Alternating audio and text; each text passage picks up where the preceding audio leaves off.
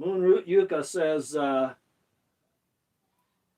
did George P. Lee really admit to you that the strengthening members committee came after you, as Kevin Crowder said? Yes, yes, yes, yes.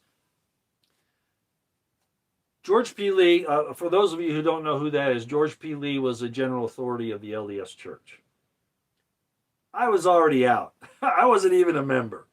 They went after somebody who was out of the church prior to them doing all this to me, but I was a figurehead that they needed to come after. But anyway, George P. Lee got a hold of me and said, Roy, I'm George P. Lee, you know who I am, yeah. And he says, I want you to come and talk to me. Sure. I'd already talked to Henry Richards, who was the Grand Inquisitor of the church, who came after people who didn't go along with the orthodoxy, what they're told to believe. I had already gone to see, of course, my stake president before that, if you all know who those are. They're sort of like pastors, okay?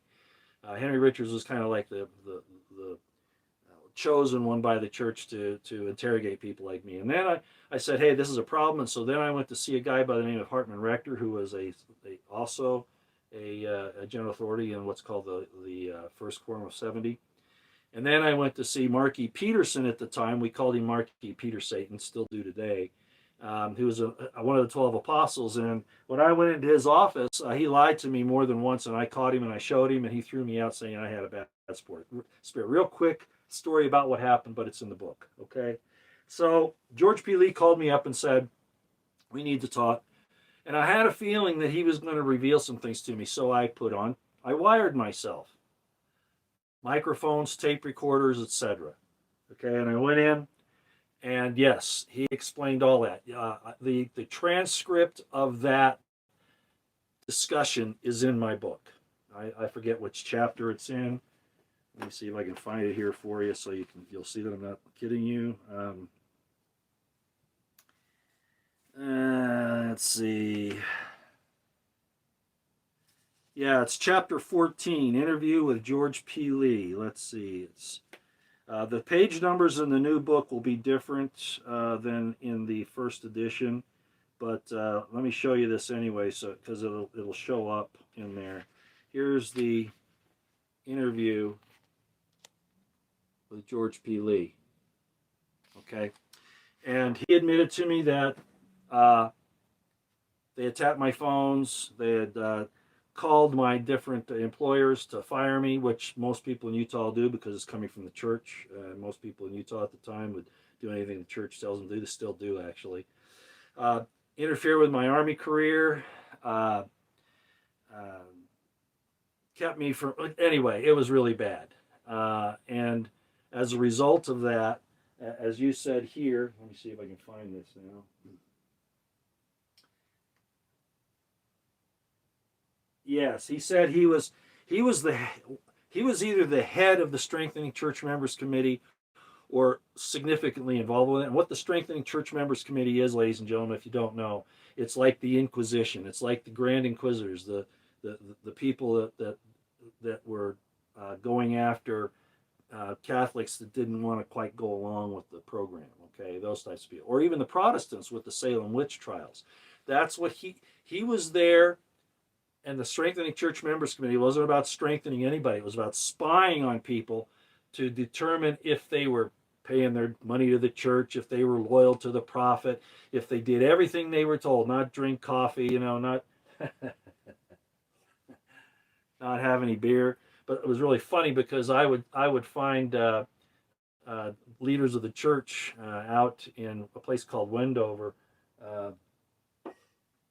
Nevada, which is directly west of Salt Lake City, and I'd see them in there smoking cigars and drinking beer and other stuff, but they can lie about it, you can't.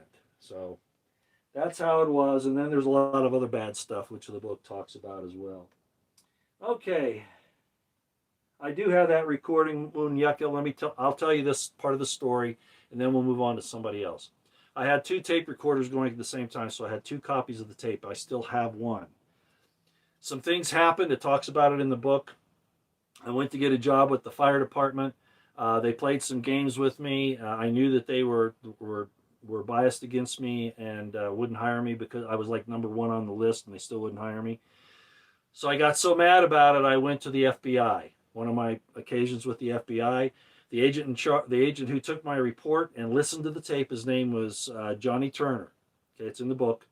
And he said, as he's listening to the tape, he says, "This is the most damning piece of civil rights violation I have ever seen."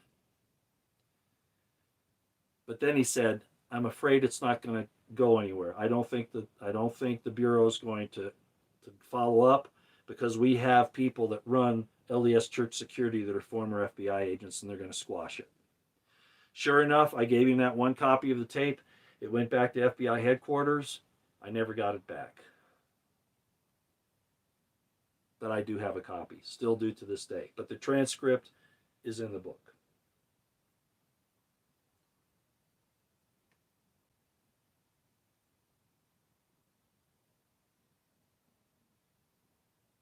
Yeah, buy the book. I mean, it's only I mean, $20. I mean, the money again is not going to me. These people put out their own effort to do this. And the reason why they did it is because it shows you, as Carolyn Campbell said, I read this one day. This is what she says.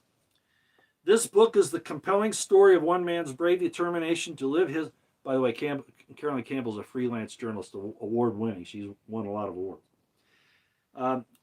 "One man's brave determination to live his religious convictions in the face of a disapproving society. It's also an insider's view of a fascinating alternative lifestyle. The narrative is filled with intriguing controversy and provocative allegations of abuses of power from mighty institutions upon a single individual." Yeah. Okay.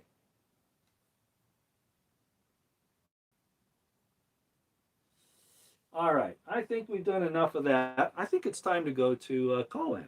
What do you guys think?